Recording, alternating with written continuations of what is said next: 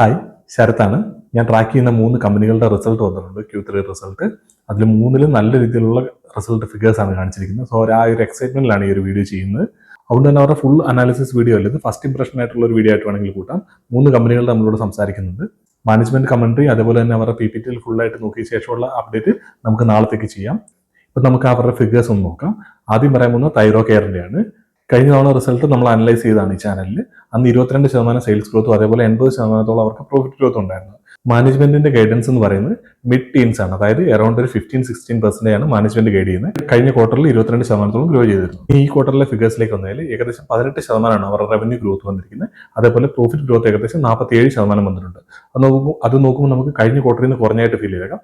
പക്ഷേ അവരുടെ ഗൈഡൻസിന് മുകളിൽ തന്നെയാണ് ഇപ്പോഴും പെർഫോം ചെയ്തുകൊണ്ടിരിക്കുന്നത്. ഒരു 18-20% ഗ്രോ ചെയ്തുകൊണ്ടിരുന്നത്. പക്ഷേ കഴിഞ്ഞ 1-2 ക്വാർട്ടറായിട്ടാണ് 20ക്ക് മുകളിലേക്ക് 22-23% അവരുടെ ഗ്രോത്ത് കൂടിയത്. അതുകൊണ്ട് തന്നെ ഇവർക്ക് നോർമലായിട്ട് വരുന്ന ഒരു ഗ്രോത്ത് തന്നെയാണ് 18% എന്ന് പറയുന്നത്. അതുപോലെ കമ്പനിക്ക് ഓപ്പറേറ്റിംഗ് ലിവറേജും കിട്ടിയിട്ടുണ്ട്. കഴിഞ്ഞ ക്വാർട്ടറിൽ നിന്ന് കുറവാനുള്ള റീസൺ എന്ന് വെച്ചാൽ നോർമലി അവരുടെ ബിസിനസ്സിന് ഈ Q3 എന്ന് പറഞ്ഞാൽ അത്ര നല്ല ഒരു സീസൺ അല്ല. അവരുടെ Q2 ആണ് ഏറ്റവും നല്ല സീസൺ. അതായത് കൂടുതലായിട്ട് അവരുടെ ടെസ്റ്റിങ്ങും കാര്യങ്ങളൊക്കെ, കാരണം മഴയുണ്ടാവുമല്ലോ ആ ഒരു സമയത്ത് ഇന്ത്യയിൽ. അതുകൊണ്ട് തന്നെ കൂടുതലായിട്ട് ഇങ്ങനത്തെ ടെസ്റ്റുകളും കാര്യങ്ങളും എല്ലാം നടക്കാറുണ്ട്. Q3 ഫിഗേഴ്സ് എല്ലാം കുറച്ച് കുറവായിരിക്കും എന്നുള്ള കാര്യം മാനേജ്മെന്റ് ഓൾറെഡി പറഞ്ഞിരിക്കുന്ന കാര്യമാണ്. അതുപോലെ മാർജിൻസും കുറച്ച് കുറയാൻ സാധ്യതയുണ്ടെന്നും അത് Q3 എന്നുള്ളത് Q4ലേക്ക് മാറുമ്പോഴത്തേന് ആ മാർജിൻസ് എല്ലാം വീണ്ടും റിക്കവർ ചെയ്യുന്നുള്ള കാര്യമാണ് പറഞ്ഞത്. പക്ഷെ അങ്ങനെയാണെങ്കിൽ പോലും ഇപ്പം പാർട്ട് ഗ്രോത്ത് തന്നെ നോക്കുക 47% ഉണ്ട്. അതായത് നല്ല രീതിയിൽ ഓപ്പറേറ്റിംഗ് ലിവറേജ് കമ്പനിക്ക് കിട്ടിയിട്ടുണ്ട്. കഴിഞ്ഞ തവണ നമ്മൾ സംസാരിച്ച സമയത്ത് അവരുടെ ഫോർവേഡ് പി എന്ന് പറയുന്ന 40 താഴെയായിരുന്നു. അവിടെ നിന്നിട്ട് കഴിഞ്ഞ റിസൾട്ടിന് ശേഷം സ്റ്റോക്ക് നല്ല രീതിയിൽ മുകളിലേക്ക് പോയി ഇപ്പോൾ സൈഡ് വൈസ് ആയിട്ടാണ് നിൽക്കുന്നത്. അങ്ങനെ നോക്കുമ്പോൾ ഇപ്പോഴത്തെ അവരുടെ കറന്റ് പി എന്ന് പറയുന്നത് ഏകദേശം 57 ആണ്. അവിടുന്ന് അവരുടെ ഫോർവേഡ് പി വരുന്ന അറൌണ്ട് ഒരു 50ലാണ് വരുന്നത്. ഒരു അറൌണ്ട് ഒരു 20% ഗ്രോ ചെയ്യുന്ന കമ്പനി ഏകദേശം 50ലാണ് വരുന്നത്. പെഗ് റേഷ്യോ കുറച്ച് കൂടുതലാണ്. അത് ഞാൻ കഴിഞ്ഞ തവണ പറഞ്ഞിരുന്നു. ഏകദേശം 20% ഗ്രോ ചെയ്യുന്ന കമ്പനി ഏകദേശം നമ്മൾ 2.5 പെഗ് റേഷ്യോ വരുന്നുണ്ട്. പക്ഷേ കൺസിസ്റ്റന്റ് ആയിട്ട് പെർഫോം ചെയ്യുന്ന ഒരു കമ്പനി കൂടിയാണ് തൈറോ കെയർ എന്ന് പറയുന്നത്. സോ അവരുടെ മാനേജ്മെന്റ് കമന്റും കാര്യങ്ങളെല്ലാം കേട്ടിട്ട് ഡീറ്റെയിൽ ആയിട്ട് നമുക്ക് സംസാരിക്കാനെ പറ്റി നാളെ. അതുപോലെ രണ്ടാമത് പറയാൻ പോകുന്ന കമ്പനി എന്ന് വെച്ചാൽ വേറെ നല്ല മനോരമയാണ്. മനോരമയുടെ നമ്മൾ ഫുൾ ഡീറ്റെയിൽ ആയിട്ട് ബിസിനസ് അനാലിസിസും കാര്യങ്ങളെല്ലാം ചെയ്താണ്. സോ അവരും കൺസിസ്റ്റന്റ് ആയിട്ട് പെർഫോം ചെയ്യുന്ന കമ്പനിയാണ്. എനിക്ക് അവരുടെ ഫിഗേഴ്സ് കുറച്ചുകൂടെ കൂടുതലായിട്ട് ഇഷ്ടപ്പെട്ടിട്ടുണ്ട്. കാരണം എന്താണെന്ന് വെച്ചാൽ സെയിൽസ് ഗ്രോത്ത് ഏകദേശം 73% ഗ്രോ ചെയ്തിട്ടുണ്ട്. അതേപോലെ തന്നെ പ്രോഫിറ്റ് ഗ്രോത്ത് നോക്കിയാൽ ഏകദേശം 131% ഗ്രോത്ത് ആണ് ഈ ഒരു ക്വാർട്ടറിൽ വന്നിരിക്കുന്നത്. ഈ ഒരു ഫിഗേഴ്സിനെ കഴിഞ്ഞ് കൂടുതലും ഇംപ്രസീവ് ആയിട്ട് തോന്നിയതെന്ന് വെച്ചാൽ അവരുടെ ഈ ഫിനാൻഷ്യൽ ഇയറിലെ ടാർഗറ്റ് എന്ന് പറയുന്നത് ഏകദേശം 1150 കോടി റവന്യൂ ഗ്രോത്ത് എത്തിക്കുക എന്നുള്ളതാണ്.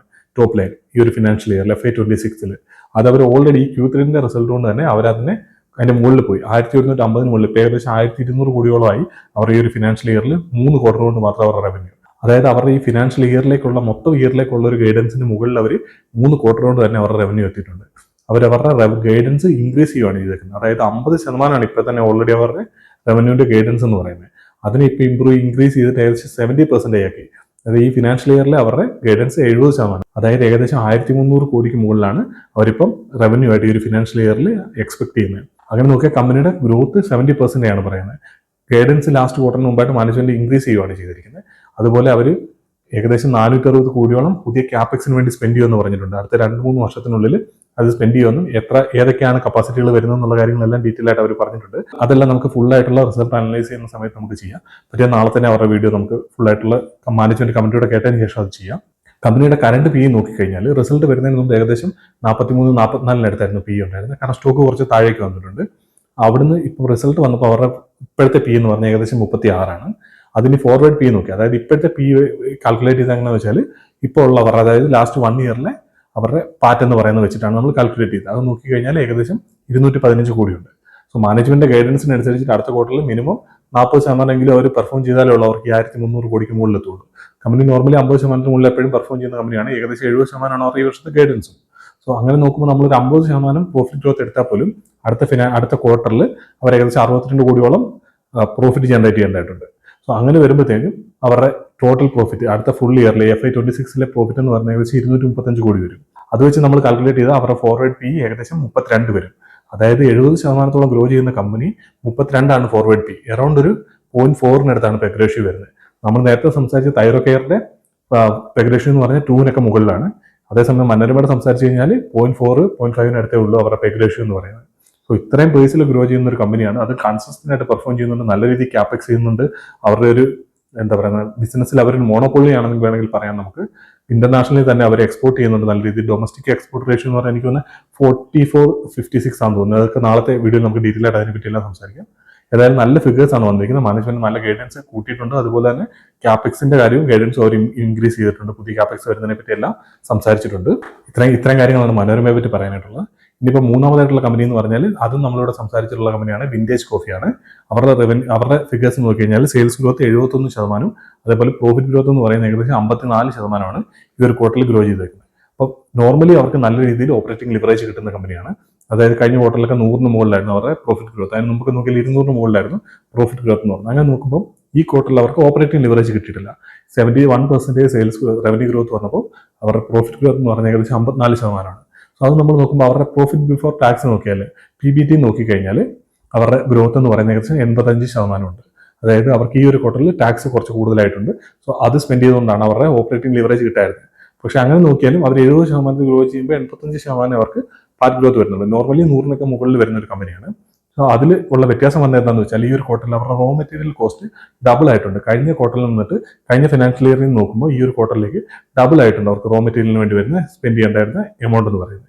അത് നമുക്ക് കൃത്യമായിട്ട് മാനേജ്മെന്റിനോട് ചോദിക്കേണ്ടതായിട്ടുണ്ട്, എന്തുകൊണ്ടാണ് അതിനകത്ത് അങ്ങനെ ഒരു കുറവ് കൂടുതൽ വന്നിരിക്കുന്നു എന്നുള്ള കാര്യം. സോ അത് മാത്രമേ ഉള്ളൂ, വേറെ ഒന്നുമില്ല. പക്ഷെ എന്നാൽ പോലും കമ്പനിയുടെ പെർഫോമൻസ് നല്ല പെർഫോമൻസ് തന്നെയാണ്. ഈ ഒരു ക്വാർട്ടറിൽ ഓപ്പറേറ്റിംഗ് ലിവറേജ് കിട്ടിയിട്ടില്ല എന്നുള്ള കാര്യം മാത്രമേ ഉള്ളൂ. അതും റോ മെറ്റീരിയൽ പ്രൈസ് ഇൻക്രീസ് ആയിട്ടും അവർക്ക് PBTയിൽ അവർക്ക് ഗ്രോത്ത് വന്നിട്ടുണ്ട്. സോ അതുകൊണ്ട് തന്നെ മോശമായിട്ടുള്ള ഫിഗേഴ്സ് ഒന്നും അല്ല വന്നിരിക്കുന്നത്. നമുക്ക് കൃത്യമായിട്ട് മാനേജ്മെന്റിന്റെ കമന്റ് കേട്ടാലേ ഉള്ളൂ കമ്പനിയുടെ ബാക്കി കാര്യങ്ങളൊക്കെ നമുക്ക് പറയാനായിട്ട് വരുള്ളൂ. എന്നാലും അവർ പറഞ്ഞിരിക്കുന്ന പോലെ തന്നെ പെർഫോം ചെയ്തിട്ടുണ്ട്. വിന്റേജ് കോഫിയുടെ നമുക്ക് Q3 റിസൾട്ട് നമുക്ക് ഡീറ്റെയിൽ ആയിട്ട് സംസാരിക്കാം. മാനേജ്മെന്റ് കമന്ററി അതേപോലെ തന്നെ ഫുൾ ആയിട്ട് ഒന്ന് നോക്കിയതിന് ശേഷം ഏതായാലും ഈ 3 കമ്പനിയുടെ റിസൾട്ട് വന്നിട്ടുണ്ട്. 3 നല്ല റിസൾട്ടുകളായിട്ടാണ് ഫീൽ ചെയ്തിരിക്കുന്നത്. അതിനകത്ത് ഏറ്റവും എനിക്ക് ഇംപ്രസീവ് ആയിട്ട് തോന്നിയിരിക്കുന്നത് മനോരമയുടെ റിസൾട്ടാണ്. ഇപ്പം നമ്മുടെ മാർക്കറ്റിൽ അവൈലബിൾ ആയിട്ടുള്ള ഒരു one of the best stock ആണെന്ന് വേണമെങ്കിൽ പറയാം മനോരമ എന്ന് പറയുന്നത്. എൻ്റെ പെർസ്പെക്റ്റീവിലാണ് ഈ പറയുന്നത്. നിങ്ങൾ ഇൻവെസ്റ്റ് ചെയ്യാതിരിക്കുക എന്നൊക്കെ ഉള്ളത് നിങ്ങളുടെ കാര്യമാണ്. അത് നിങ്ങളുടെ റിസ്ക്, അതേപോലെ ഈ പറഞ്ഞ P റേഷ്യോ അല്ലെങ്കിൽ കാര്യങ്ങളൊക്കെ നോക്കിയിട്ട് നിങ്ങൾക്ക് അത് ഓക്കെ ആണെങ്കിൽ മാത്രം നിങ്ങൾ സ്റ്റഡി ചെയ്തിട്ട് ഇൻവെസ്റ്റ് ചെയ്യുക. പക്ഷേ എന്നെ സംബന്ധിച്ചിടത്തോളം പേഴ്സണലി എനിക്കൊരു നല്ല സ്റ്റോക്ക് ആയിട്ട് തന്നെയാണ് ഫീൽ ചെയ്തിരിക്കുന്നത്. എന്തായാലും ഡീറ്റെയിൽ ആയിട്ടുള്ള ഇനിയിപ്പോൾ എന്തെങ്കിലും വേറെ മാറ്റങ്ങളോ വല്ലതും ഉണ്ടോ എന്നുള്ള കാര്യം അറിയണമെങ്കിൽ നമുക്ക് മാനേജ്മെന്റിന്റെ കമന്ററി കേൾക്കേണ്ടതായിട്ടുണ്ട്. സോ അതോട് കഴിഞ്ഞതിന് ശേഷം നമുക്ക് നാളെ മറ്റന്നാളുമായിട്ട് ഈ കമ്പനികളുടെ എല്ലാം റിസൾട്ടിന്റെ ഫുൾ വീഡിയോ നമുക്ക് ചെയ്യാം. അടുത്തൊരു വീഡിയോയിൽ കാണാം.